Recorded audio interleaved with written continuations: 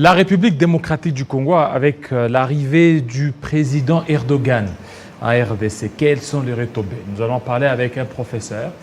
Il est professeur déjà à partir de la Turquie, Mohamed Housseni. Bienvenue.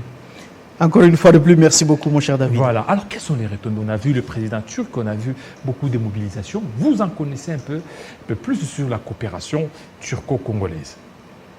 Effectivement, j'en connais un peu plus. C'est une coopération gagnant-gagnant. Gagnant-gagnant. Gagnant-gagnant. Et moi-même, votre invité, je suis les fruits de cette coopération.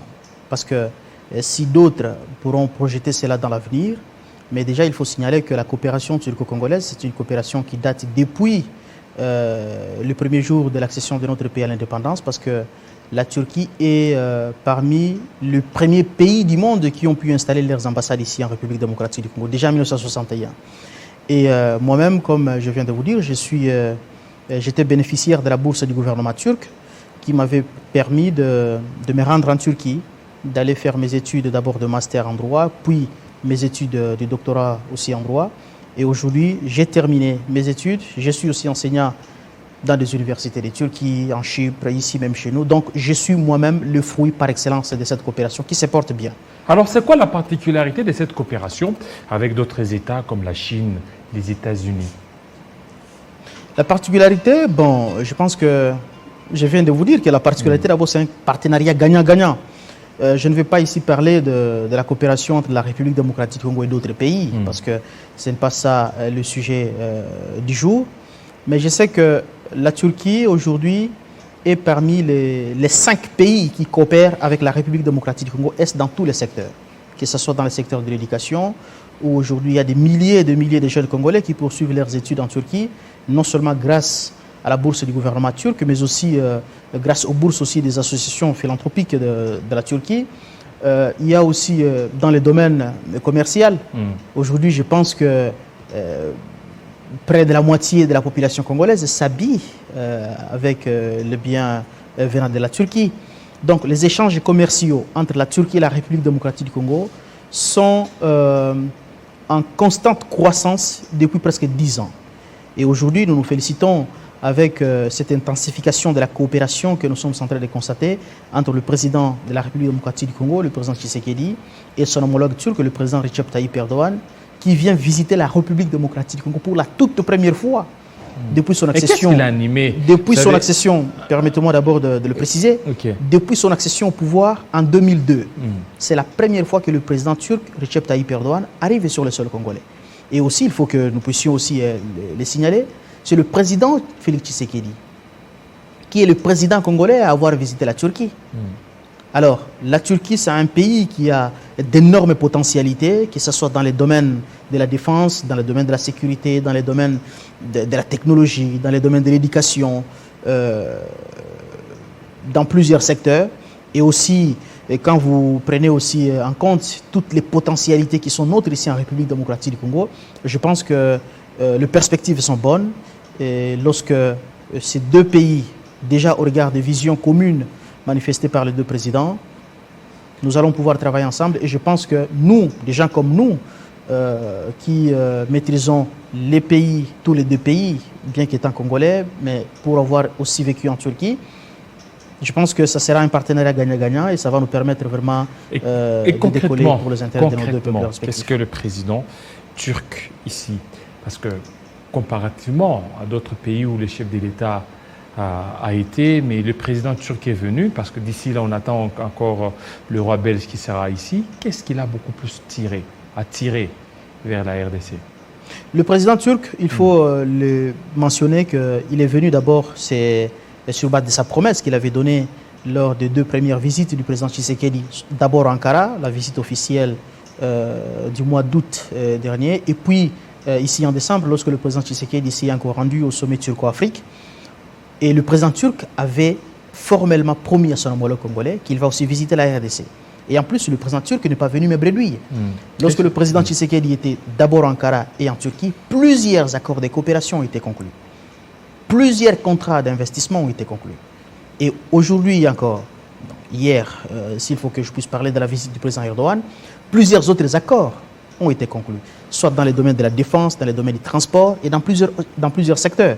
Donc, comme je vous ai dit, c'est un partenariat gagnant-gagnant et les deux présidents de nos deux respectifs pays travaillent en commun pour que chacun de ces deux parties puisse se trouver gain de cause et ou puisse trouver aussi intérêt dans cette collaboration. Alors ici en RDC, d'une manière concrète aussi, est-ce que vous pouvez facilement dénicher les investissements turcs au pays? Ils sont nombreux. D'abord, je viens de vous dire, je parie d'ailleurs que vous êtes bien habillés. Et vous êtes habillés en Made in Turkey. Et ça, c'est la Turquie. C'est la Turquie. Moi-même, je suis habillé en Made in Turkey. Et je pense que si vous posez même la question à tous nos caméramens et à toutes les personnes même qui sont en train de nous suivre, ils vous diront qu'ils sont habillés par exemple en Made in Turkey. Toutes les boutiques par exemple de luxe qui sont ici, ce sont des produits, ils s'approvisionnent en Turquie. Et s'il faut que nous puissions aussi parler du domaine de la construction, la Turquie est plus que présente. Plusieurs immeubles qui poussent ici, qui sont en train d'être construits par des Turcs. Et dans les domaines aussi de l'hydroélectricité. Aujourd'hui, les Turcs sont engagés aussi à réhabiliter certains barrages ici chez nous, dans la province orientale et même dans la province de l'Équateur. Et aujourd'hui, plusieurs accords de la défense viennent aussi d'être conclus, et aussi même dans les domaines aussi de la construction, parce que l'année dernière, il y a un groupe turc qui a conclu même un mémorandum d'attente avec la République démocratique du Congo pour faire un investissement de près de 7 milliards de dollars américains dans les domaines de logement. Donc, la présence turque est là dans notre pays. Maintenant, nous avons les potentialités. Il faut que toutes les deux parties, surtout la partie congolaise, puissent aussi identifier effectivement les secteurs que nous aimerions que les Turcs puissent nous assister. Parce que nous aussi, nous avons à offrir à la Turquie, comme nous avons fait avec les Chinois. Et qu'est-ce que c'est selon vous, parce que vous en connaissez, vous connaissez bien la Turquie, qu'est-ce que la RDC peut offrir aussi à la Turquie? Beaucoup de choses. Beaucoup de choses. Beaucoup de choses. Parce que, nos minéraux? Notamment, mais d'abord, le fait d'ouvrir par exemple le marché congolais aux Turcs, c'est offrir aux Turcs un marché de près de 100 millions d'individus. C'est déjà beaucoup. Le minerai, pourquoi pas? À partir du moment où les deux pays décident de collaborer ensemble, ils nous apportent de la technologie, ils nous apportent ce que nous avons besoin. Et nous, ce que nous avons plus ici chez nous comme richesse, ce sont les ressources naturelles. Pourquoi pas travailler comme nous avons travaillé avec les Chinois, mais tout en bien négociant les contrats. Pas en faisant des contrats du genre que plus d'un s'inquiète ou plus d'un plaide pour la révisitation, à l'instar du contrat sino-congolais, ou la République démocratique du Congo, pour avoir bénéficié juste, je ne sais pas si c'est 7 milliards de dollars américains, nous avons hypothéqué nos minéraux pour une durée de 25 ans et à vil prix. Est-ce qu'aujourd'hui, la Chine ainsi que l'Occident ne verront pas de mauvais œil cet accueil de la Turquie, cet accueil du président turc en République démocratique du Congo, surtout qu'on a suivi des médias, et même vous aussi, vous l'avez dit, que c'est une coopération gagnant-gagnant? Je pense que personne ne peut être frustré lorsque la République démocratique du Congo conclut des contrats gagnant-gagnant. Oui. Si vous avez compris la bonne philosophie diplomatique du président Tshisekedi depuis son accession au pouvoir, il a visité presque le pays de tout le bloc. Il a visité les Américains, il a visité les Européens, il a visité les Asiatiques. C'est-à-dire le président Tshisekedi est totalement ouvert à la diversification du partenariat. Le partenariat qui doit être de partenariat gagnant-gagnant. Nous, la République démocratique du Congo, nous n'avons pas seulement à recevoir, nous avons aussi à offrir à d'autres peuples. Et si certains pays ne verraient pas de bon oeil l'arrivée du président Erdogan, d'abord je me pose la question, ça sera quel pays? À partir du moment où le président Tshisekedi est plus que disponible à pouvoir coopérer avec tout le monde, il n'a pas fermé les portes de la République démocratique du Congo à aucun pays. Si les pays occidentaux veulent aussi travailler avec nous, d'ailleurs, ce sont les pays qui ont commencé d'ailleurs à être privilégiés par le président Tshisekedi. Il y a même un de mes collègues, professeur, qui m'a dit que le président Fachi a commencé plus à chouchouter les Occidentaux. Il les a rendus visite plusieurs fois. Mais jusque-là, ils ne sont pas encore venus. On espère qu'ils vont venir. On espère qu'ils vont venir. Mais le président Erdogan, il a promis. Et aujourd'hui, il est pratiquement le premier président hors continent qui a visité la République démocratique du Congo sous la mandature du président Tshisekedi. Donc, pour nous, c'est une preuve de bonne volonté, une preuve de sa disponibilité à pouvoir coopérer. Et c'est une main que la République démocratique du Congo devrait prendre avec plus de sérieux et de sincérité. Vous avez bénéficié d'une bourse, une bourse qui a permis à ce que vous alliez là, au niveau de la Turquie. Comment avez-vous jugé ou trouvé la qualité de l'enseignement turc par rapport à ce qui se donne dans d'autres États? Bon, moi je suis parti en Turquie déjà étant licencié ici en droit à l'université de Kinshasa. Ok. J'étais déjà praticien du droit bien avant d'aller en Turquie. Et les téléspectateurs vont bien me comprendre. Pour les études post-universitaires, les études de master et les études de doctorat, ce ne sont pas des études qui nécessitent une permanence encore sur le banc de l'école, en train d'apprendre ce que le maître a dit ou ce que le maître n'a pas dit. C'est un stade d'apprentissage, c'est un stade d'enseignement où la possibilité est laissée à l'apprenant de pouvoir développer ses capacités juste en lui offrant l'espace approprié pour son développement. Il a de belles bibliothèques, il a tout ce qu'il a besoin, il ne se plaint de rien. Effectivement, c'est cette bourse du gouvernement turc que moi j'ai bénéficié. En 2011, je suis parti, j'ai fait mon master.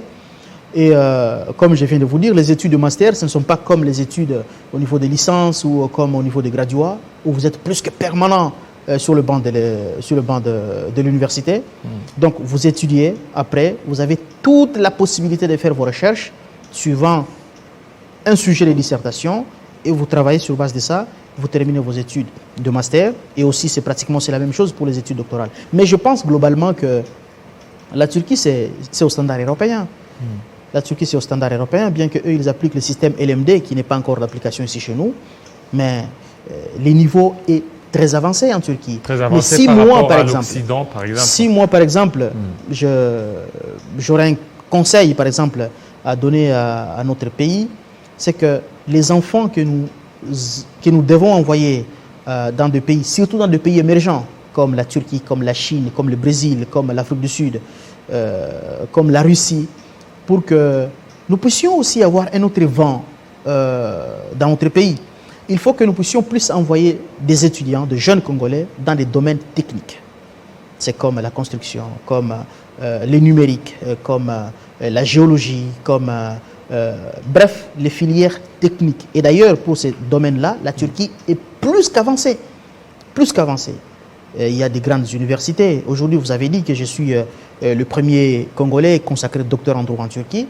Bon, je suis le premier, mais je ne suis pas le dernier, parce que la coopération... Et vous donnez cours, là, en Turquie? Effectivement. J'enseigne dans 3 universités en Turquie. J'enseigne aussi en Chypre et aussi ici chez nous. Donc, vous avez dit que... Non, en Chypre, j'enseigne en anglais. En Turquie, j'enseigne en turc. Et ici au Congo, j'enseigne en français. Vous maîtrisez bien la langue turque? Bien entendu, c'est la langue d'enseignement en Turquie. Parce que le système, c'est quoi? Lorsque j'ai obtenu ma bourse, tout comme tous les autres étudiants congolais d'ailleurs, lorsque vous arrivez en Turquie, la première année, c'est l'année d'apprentissage de la langue. Je suis parti à l'université d'Ankara, où j'ai appris la langue. J'ai obtenu mon diplôme de C1, et qui m'a permis alors de commencer mes études de master à l'université Ticaret d'Istanbul, où j'ai terminé mes études de master. Et puis, j'ai encore obtenu la bourse. Donc, ma bourse a été prolongée pour faire maintenant aussi les études doctorales, parce que les Turcs ont estimé qu'ils ne pouvaient pas laisser un étudiant aussi brillant que je l'étais, sans fausse modestie, je l'affirme ici. Et ils m'ont encore accordé une autre bourse qui m'a permis alors de faire mes études doctorales, qui ont été sanctionnées avec 95,75%. Et voilà, je suis rentré aussi dans mon pays. Les études doctorales en droit toujours? Oui, en droit toujours. En droit toujours. Parce que même ma thèse de doctorat qui avait porté sur la protection juridique des investissements étrangers dans l'espace OHADA, études comparatives au droit turc. J'ai les rédigé sous la direction du professeur turc Hussein Atemi et sous la co-direction du professeur Jean-Michel Kumbu-Kingimbi de l'Université de Kinshasa. Et maintenant, par rapport à ça, qu'est-ce que vous pouvez donner comme conseil aux apprenants, aux gens qui peuvent suivre cette émission?